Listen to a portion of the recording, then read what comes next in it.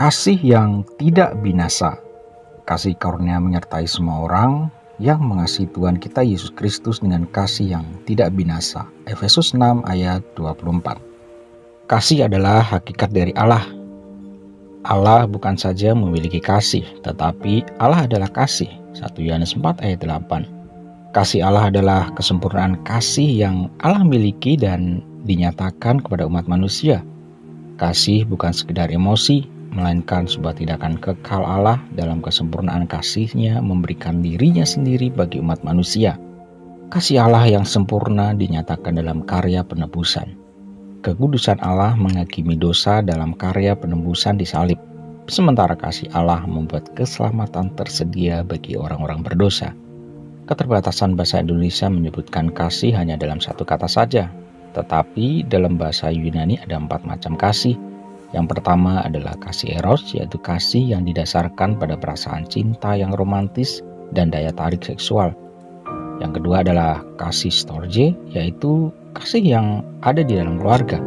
Kasih ini menggambarkan ikatan yang mendalam dan penuh perhatian antara orang tua dan anak atau saudara sekandung. Yang ketiga adalah kasih philia, yaitu kasih persahabatan dan persaudaraan yang melebihi ikatan keluarga.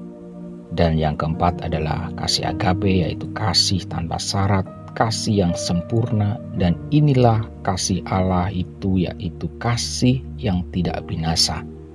Ekspresi sempurna dari kasih Allah dinyatakan melalui pengorbanan Yesus di kayu salib.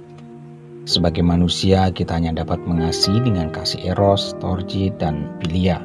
Kita dapat mengasihi dengan kasih agape karena Allah telah lebih dahulu mengasihi kita.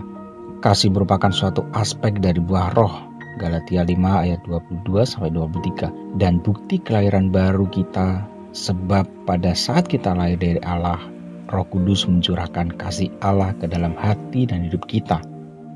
Jika saat ini kita masih sulit untuk mengasihi, undang pribadi Allah masuk dalam hidup kita dan alami kelahiran baru. Sebagai warga kerajaan yang sudah ditebus dan menerima kasih Allah, kita harus dapat mengekspresikan kasih Allah itu, kasih agape, kepada orang-orang di sekeliling kita. Kita yang sudah mengalami kasih, pengampunan, dan pertolongannya wajib menolong orang lain, meskipun untuk itu kita harus berkorban secara pribadi. Orang yang mengasihi lahir dari Allah dan mengenal Allah. Barang siapa tetap berada di dalam kasih, ia tetap berada di dalam Allah, dan Allah dalam kita.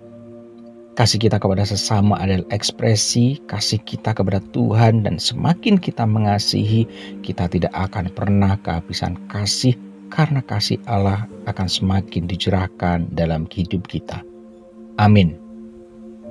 Kita dapat mengasihi dengan kasih agape karena Allah telah lebih dahulu mengasihi kita.